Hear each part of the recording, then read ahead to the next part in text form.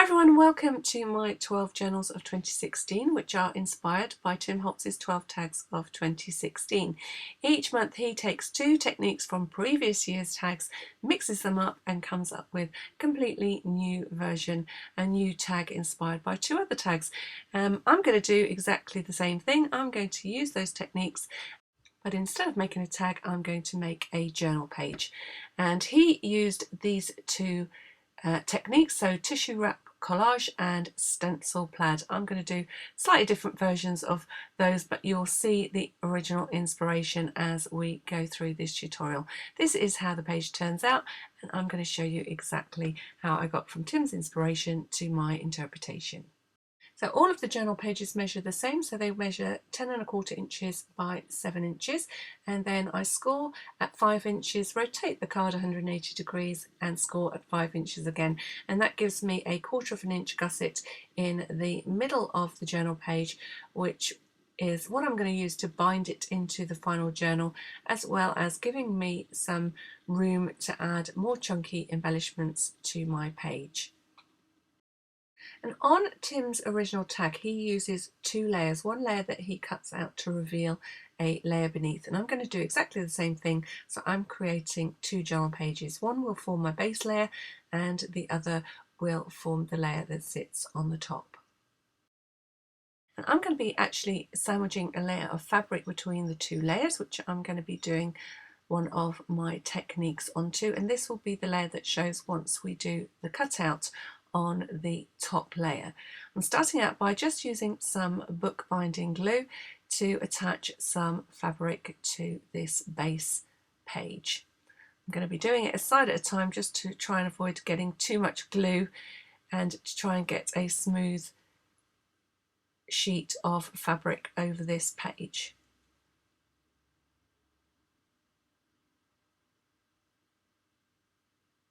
I'm just using a little sheet of cotton that I had in my stash of bits and pieces of fabric, and I am going to take advantage of the fact that this frays very well.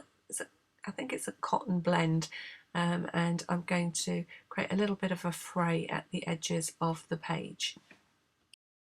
So trimming off the excess fabric and then making sure that everything is nice and dry before I start to try fraying those edges. I'm going to be using my heat gun to do this, but you could let it dry naturally if you want to.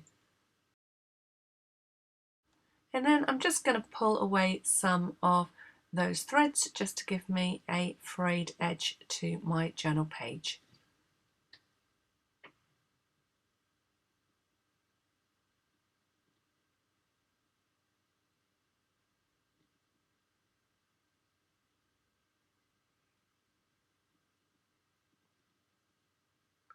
Just neatening things up a little bit on this side. My cutting wasn't too straight, and then fraying the opposite side.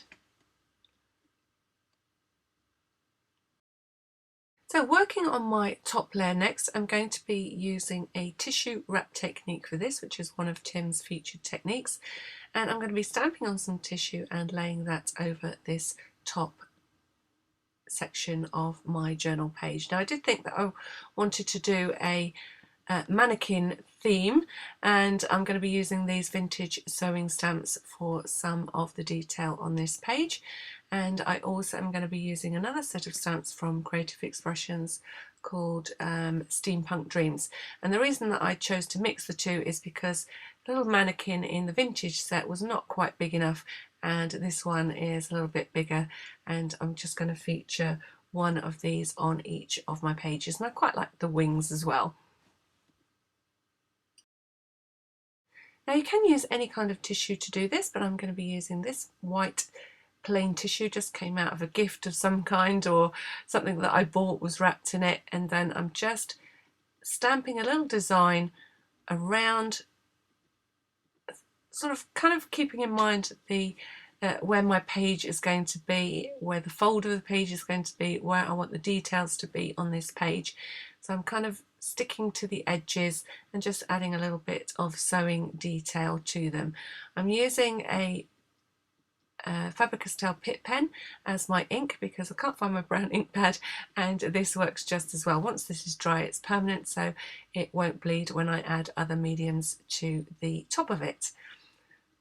So you can see I'm kind of sticking to the edges as I add some detail to this piece of tissue, which I've roughly cut to be the size of my journal page.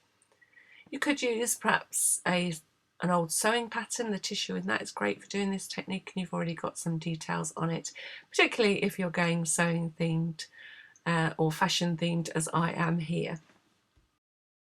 To attach the tissue, I'm using a Ranger Matte Multi-Medium, which is a kind of glue, and you can also use it to seal your layers, which you will see me do on lots of my mixed media projects. So I'm not trying to get this tissue flat. I want the wrinkles, so I've kind of just laid it roughly down, and then I'm patting the tissue down to create a little bit of wrinkling, which gives me extra texture on my page. Making sure that everything is stuck down.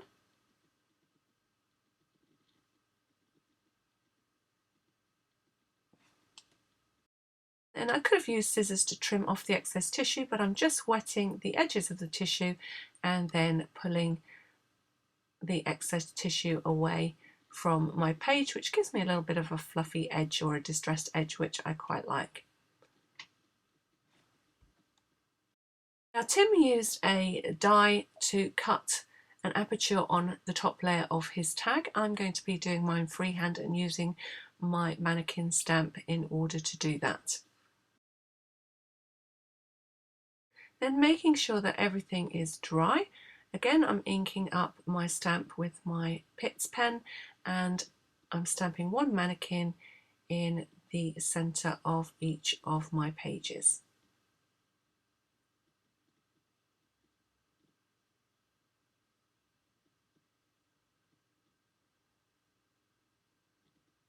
So now I have the outline that I need in order to be able to cut the aperture. And before you begin cutting the aperture, just make sure that everything is dry. If it's not dry, then your tissue and your paper are likely to rip. So all I'm going to do is remove the actual shape of the body of the mannequin. And I'm just using my craft knife in order to do that. I'm leaving a little bit of the stamped edge showing at the bottom of the mannequin because I thought it looked a little bit like a fringe, and I'm going to use that in the finished design.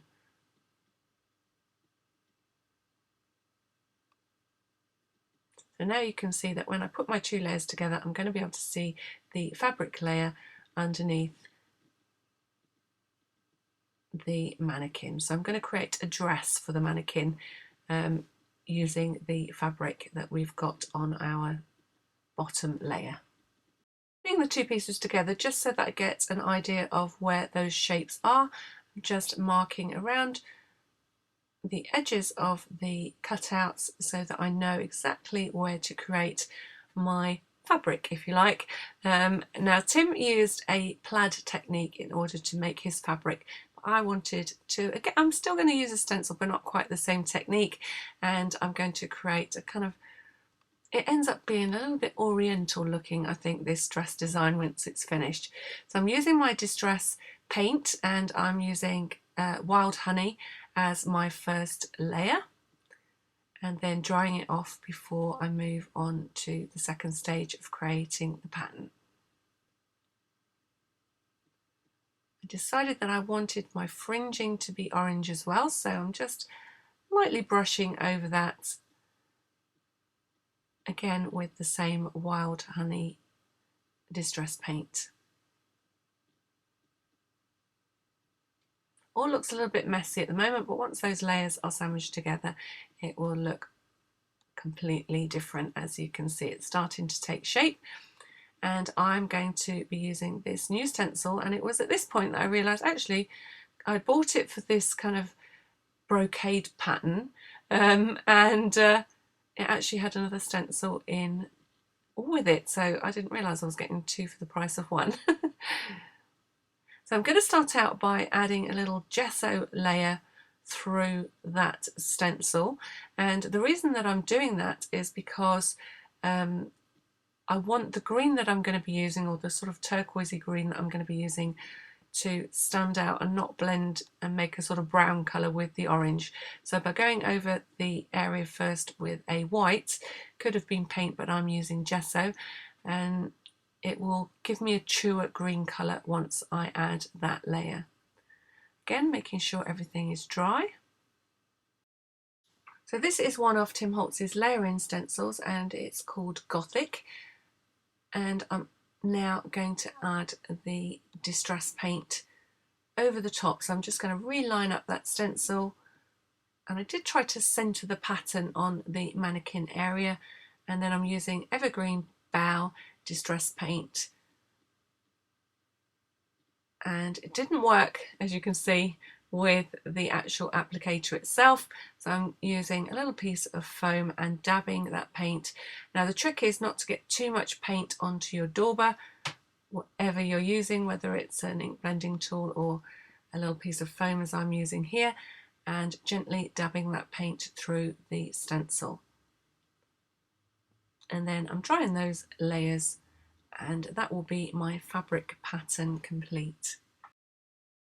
So I decided that the stamped layer that I have on my tissue was just standing out a little bit too much for me, so I could have used a layer of gesso, but as I had my distress paints handy, I'm using this antique linen and adding 2 layers of paint just to knock that stamping back a little bit into the background, and then making sure that each layer is dry before I add the next layer. You can see that's just serving to push that stamping back into the background of my design.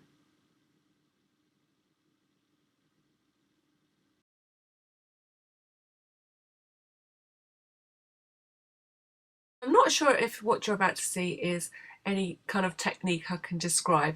This was all about getting that colour onto my page and also adding some texture with the colour that I was adding. So first of all, I'm adding the colour that I want, which is the evergreen bough. And I'm also blending out with some more of that antique linen distress paint. And you can see as I work through this, I'm kind of trying to decide exactly the depth of colour that I want on the page. Wasn't happy with it how it started, so I'm gradually using different methods in order to get the depth of colour that I'm happy with. So I start out by blending in the cream, and then I use a bit of tissue, but things aren't moving very much. I was hoping to sort of wipe a little bit of the colour off, so I'm just re-wetting the paint and then dabbing with the kitchen roller, and I like that sort of distressed look, mottled look a lot more. So I added the paint and now I'm removing some of the paint with my piece of kitchen roll.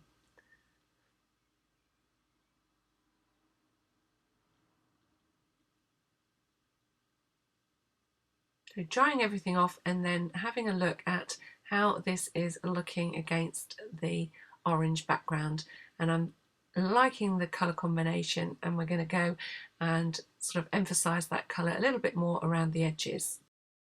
So starting out by adding a little bit more texture through the stencil. So this again is that Gothic stencil, and I'm just adding little areas of pattern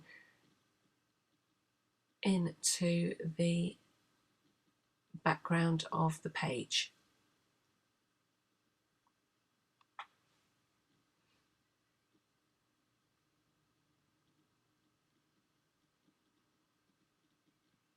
So liking how that is looking.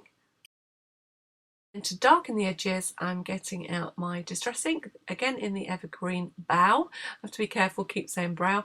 And I'm just adding a little depth of colour to the edges. That helps frame my page.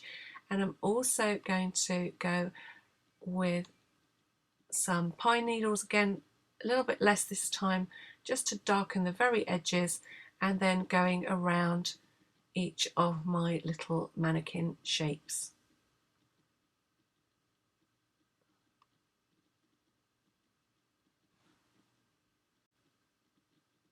And I just wanted to bring that orange in once more, so I'm just using a little bit of the Wild Honey Distress paint and adding some delicate splatter. So I'm tapping my paintbrush, my paint-laden paintbrush against, I think it's the end of my craft knife, and creating some orange splatter on my page to start with, and then I'm adding some of the antique linen.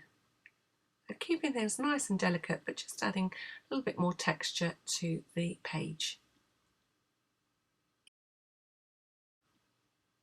And then I'm going to join those two layers together. So I'm using my Cosmic Shimmer glue, making sure that there's plenty of glue on the page, because I want two pages to become one. I don't want them to come apart.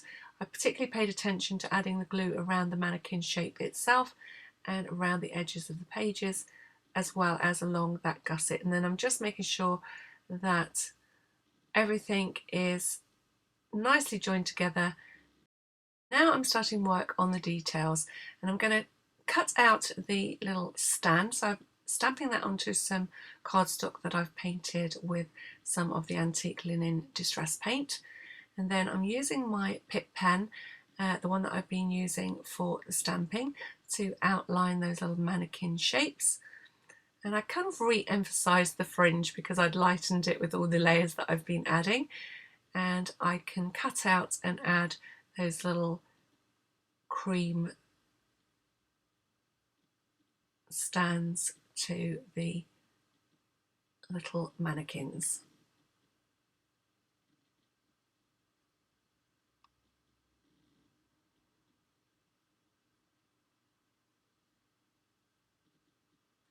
And I'm just using a little scrap of paper to create a floor area and darkening the area where those mannequins are standing, just to stop them looking like they're floating in midair.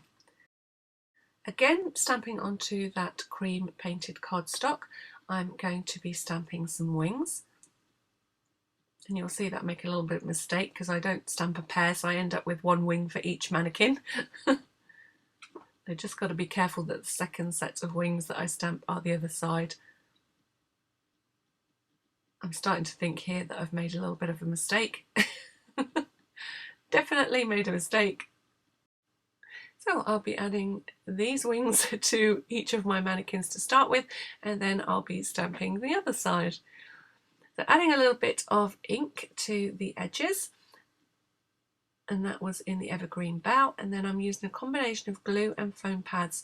So the glue is where the wing is actually coming from the side of the mannequin, so that piece is actually flat against the page, and then using some thin strips of foam pad just to curve the wings up away from the mannequin itself. And then I'm going to repeat that for the other side.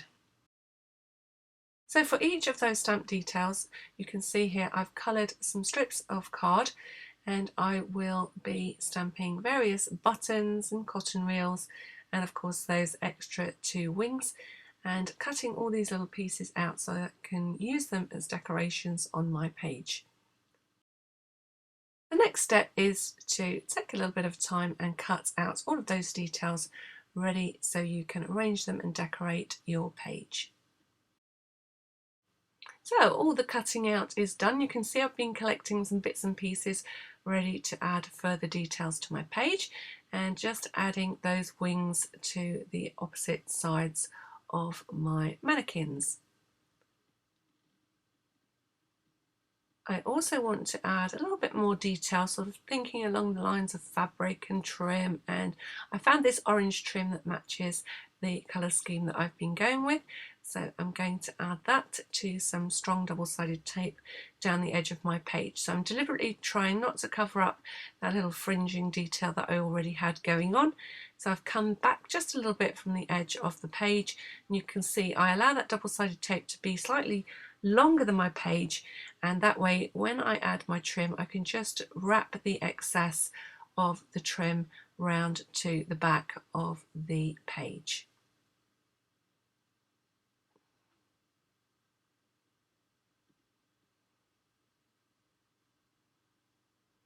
I did keep toying with the idea of adding a little skirt to my mannequin, but I end up not doing that. But first of all, I'm going to wrap each of my little cotton reels with some orange and turquoisey coloured thread. So I've added a strip of double-sided tape to the front and the back of the cotton reel, and then I'm just wrapping the thread around the cotton reel to make it look more realistic. So again, adding that little strip of double-sided tape to the front and the back of the cotton reel, and then wrapping with embroidery thread where the stamped thread is on these little cotton reels. So I go roughly around once and then come back in and fill the gaps. And I am leaving a little bit of a tail of thread to each of those cotton reels. So coming in a little bit closer so you can see what I'm doing. So adding the double-sided tape. You can see how mucky my nails get now. Why did I paint them? Because they're always covered in paint and it never they never ever look nice for long. And then wrapping that thread around, and you can see that they look kind of cute with that extra realistic thread detail. So I've got 3, I end up using 4 altogether, but I did actually make 3 of each colour. So this is the nearest colour of thread that I had to that evergreen bow colour. Now I've stuck on those buttons to create a little bit of a border around the page, and I'm thinking about adding some extra details to the little dress.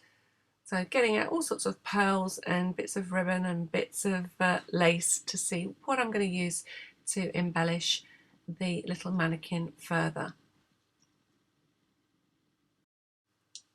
So starting out by adding a little sort of necklace detail with some tiny cream pearls, and whatever I do on one mannequin, I'm going to repeat that process on the other. I'm making twin mannequins. I could have done 2 completely different designs, but I quite liked the symmetry of the page.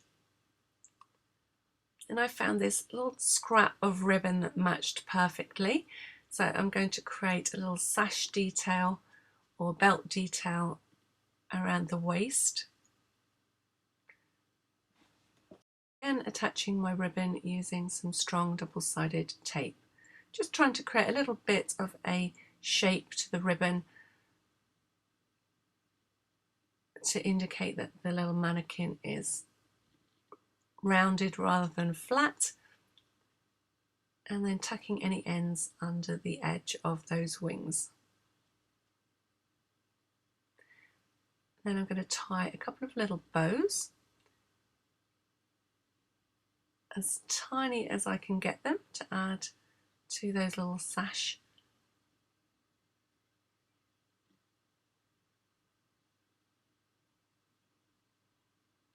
belts that are on the mannequins.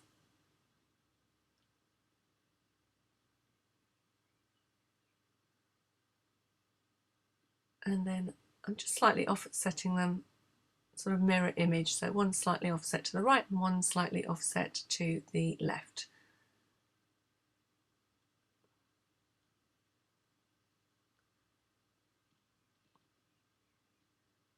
And I'm also going to have a little bit of ribbon detail around the bottom or the hem of the skirts.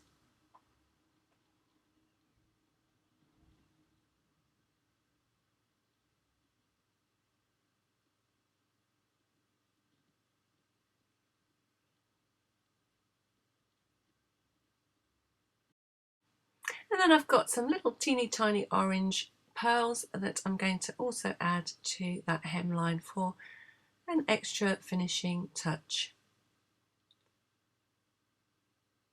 I always like to use my barbecue skewer.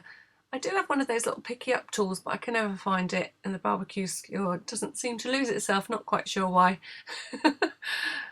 And then just spacing those out along that ribbon hem. And then I just, looking at the final picture, thought that the little top section of the mannequin needed a pearl just to finish it off.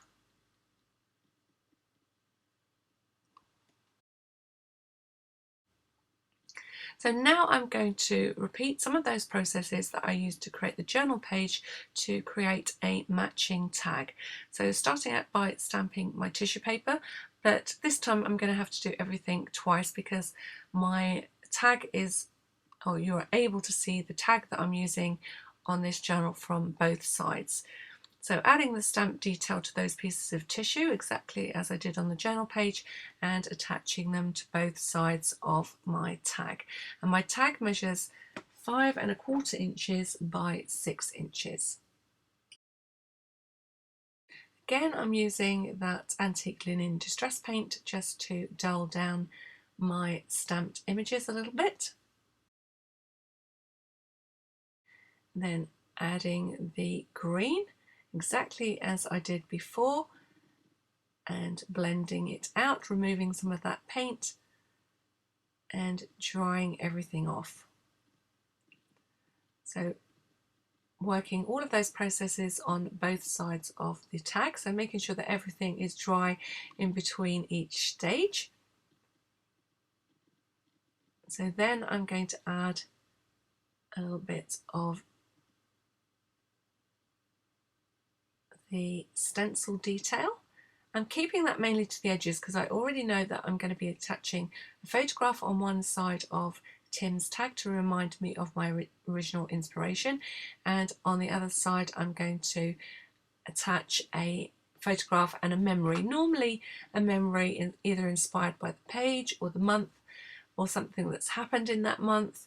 And I'm actually not going to be showing you that today because my printer has run out of ink.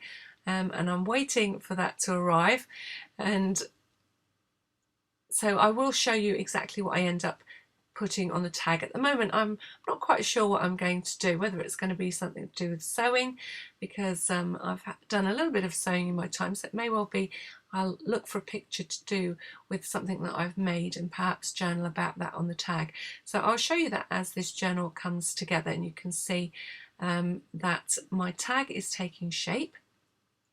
Each of the tags I've made so far actually do sit out of the edge of the pockets when they're finished, so they need a little bit of detail on the top of the tag. And I've decided to create some fabric strips, so one for the front and one for the back of the tag, and I'm going to repeat that process of adding the orange paint and then the evergreen bough Gothic stencil detail. So whilst I was doing that, I had a little visitor on my desk. One of my tags fell off the wall. So I thought I'd show it to you as it's orange and goes in with everything that I've been making. So this is a little tag that I made many moons ago, and you can see that trim would have been perfect on this page, but I'm not going to take this apart. I shall carry on with what I'm doing. So once these strips are dry, I'm ready to repeat that process of adding the stencil detail. You can see I've got some lovely frayed edges going on, so they will look nice as the edges of the tag sit proud of the pockets when I put this journal together at the end of the year. So if you ever do take the top of your distress paint, just be very, very careful. It's quite a runny paint, you don't want it all in a pile on your desk. Plus it also has a little bit of a ball bearing inside that helps mix the paint together, so you don't want that falling about your desk either, so just be a little bit careful if you decide to take the top off and add some of the paint to your work surface. So I'm now going back over the stencil detail with the evergreen bough to finish off these fabric strips.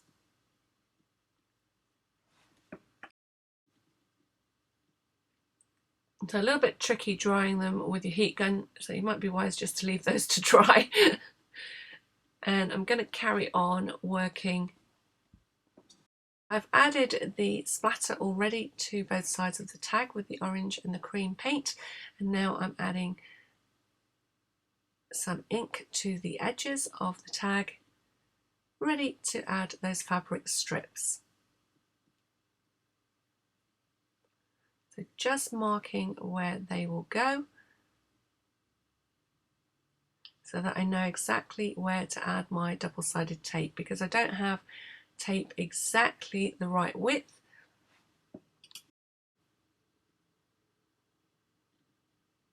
And one thing that I forgot to do, which I will mention to you here, is make sure that your distress ink is dry. Give it a blast with your heat gun. That's why my tape is lifting here. It'll be okay once I get going, but I started work straight on top of the ink before it had a chance to dry. So give that a little bit a blast with your heat gun before you add your double-sided tape. And then I'm repeating that process. You can see it's dried off now.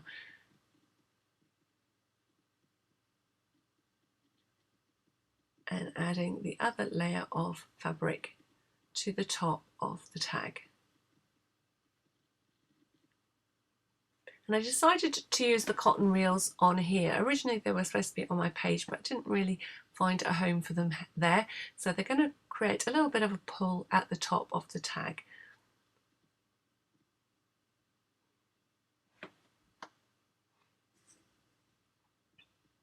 So just gluing the cotton reels into place.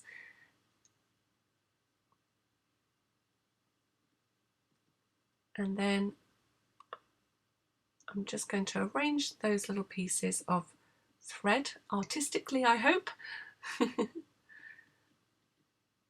And then I'm going to flip that over once it's dry and add cotton reels to the other side, because you will be able to see both sides as you go through the book. The next thing that I'm going to add is the month, and I'm adding a little bit of extra glue. Even though these little Tim Holtz letters are sticky, I just want to make sure that they stick to the fabric. So I'm going to put June 2016. If I can get the letters and numbers off the sheets.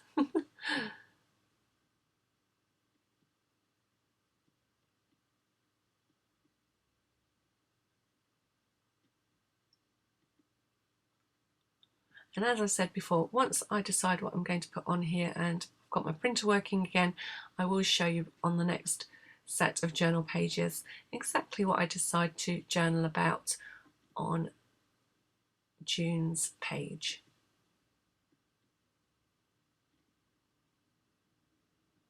Now I have to say it won't be anything flowery or summery, because at the moment we're having absolutely torrential rain here in the UK. It really is miserable out there. I'm really hoping that it's going to clear up, because I want to do a little garden party for my mum's birthday at the weekend, but at the moment it's not looking very promising. It looks like we'll be indoors. I hope you're having better weather where you are. I've never seen so much rain. Normally we get grey, drizzly days here in the UK, but these past few days we've had real torrential downpours. If I didn't know better, I would say that we've moved to the rainforest.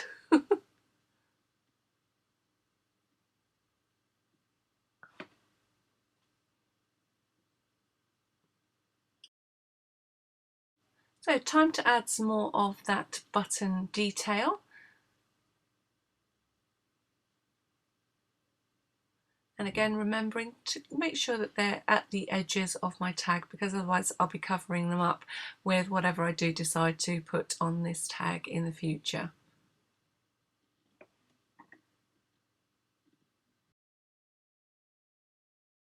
And then to finish off my page, I saw this little quote on the vintage sewing stamp set and I thought it was perfect.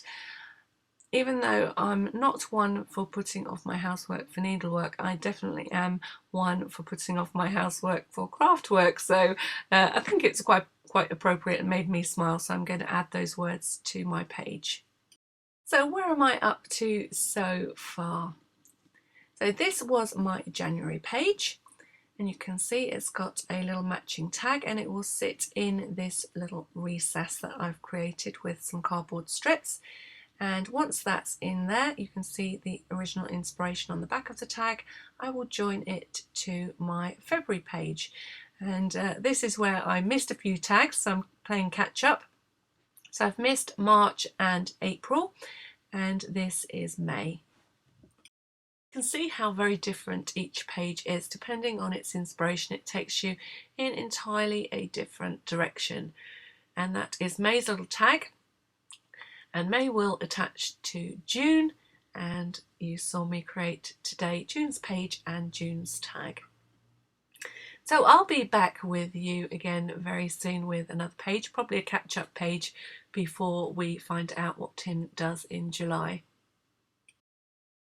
So I thought I would show you, as I show you my final page, just making sure that that gusset is going to fold nicely once it is in the book. That was my June page and my June tag, and these were the two tags that I made as a result of Tim's original inspiration. So this one was the one where the tissue wrap technique came into play. So the pink one was the tissue wrap technique in the background, although by the time I'd added all the details of the patchwork on top, you couldn't really see it. And then the plaid detail is on the Home is Where the Art Is tag. So it really is amazing. If you fancy playing along with Tim Holtz's tag challenge, you don't have to make tags. As you can see, I'm making journal pages. I've seen other people make cards, all based on the techniques and the ideas that he shares each month. So it really is a great inspiring challenge to play along with, and you can see what everybody gets up to and how different everybody's work is.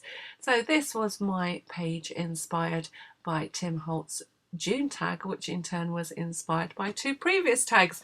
So one bit of inspiration leads to another.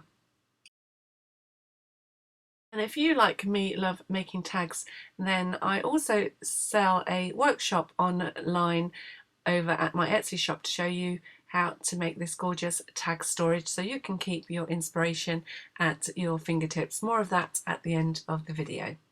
So that's it from me once again. I really hope you've enjoyed seeing me go from Tim Holtz's original inspiration to my interpretation, and that you continue to follow this series of journal pages as I make pages throughout the year.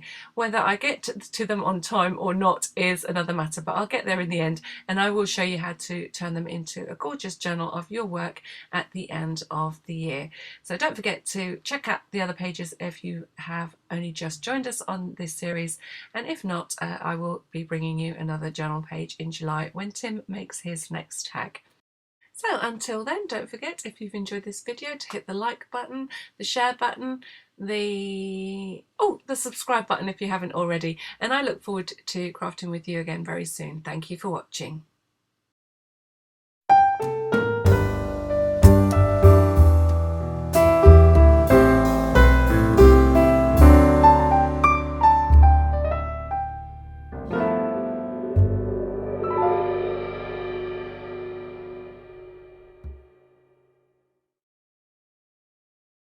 As usual, sharing a couple of links here.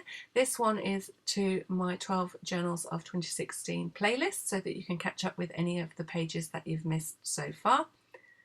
And this one is to my Etsy shop, where you will find other workshops for projects such as this one, which is a tag storage unit. I'll show you exactly how to make this, and you can decorate them however you want, whatever suits your style. You can see I've gone a little bit steampunk with this one, but then I did something completely different for another year's set of tags, and they really do look pretty when they're done and serve as a place to store all your beautiful tag creations.